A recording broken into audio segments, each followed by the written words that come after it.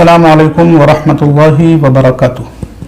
सवाल यह है कि नापाकी की हालत में रोजा रखना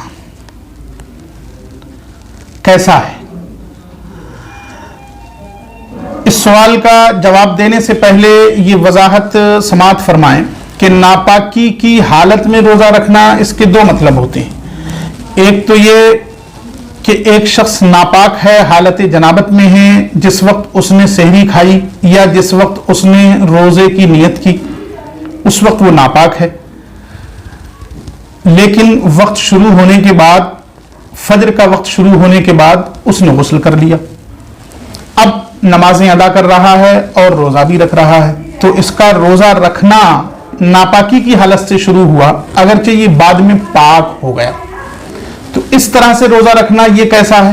एक मतलब तो साइल का ये हो सकता है और एक मतलब ये हो सकता है कि एक शख्स ने रोजा रखा या वो रोजा रखना चाहता है लेकिन नापाक हो गया, अब हालत जनाबत में उसने रोजा रखा और फिर पूरा दिन नापाक ही रहा,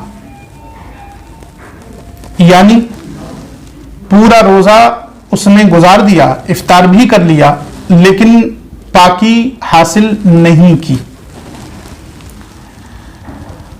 पहली सूरत में यानी जबकि रोजा रखते वक्त या नियत करते वक्त या सहरी करते वक्त वो नापाक था लेकिन बाद में गुस्ल कर लिया, यकीनन उसका रोजा हो गया, इसलिए कि रोजे की नियत करते वक्त या सहरी खाते वक्त ये शर्त नहीं है कि इंसान पाक हो, यानी नियत करते वक्त रोजेदार का पाक होना, रोजा शुरू होते वक्त रोजेदार का पाक होना ये जरूरी नहीं है।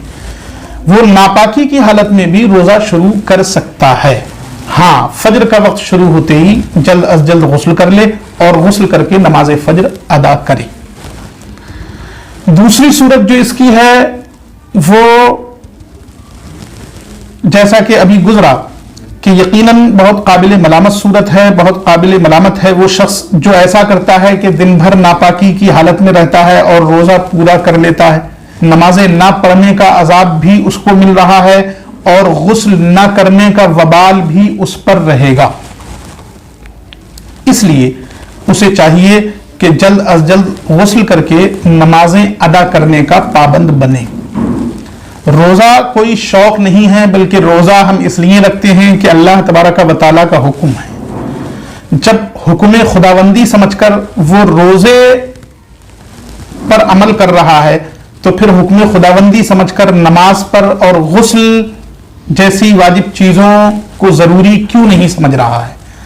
अगर वाकईतन रोजे का मकसद ये है कि अल्लाह तबारक व तआला का हुक्म है इसलिए हम रोजा रख रहे हैं, तो फिर उसे दूसरे फराइज की अदायगी में भी कोताही और सुस्ती नहीं बरतनी चाहिए, बल्कि पूरी पाबंदी के साथ उनकी अदायगी भी जरूरी है।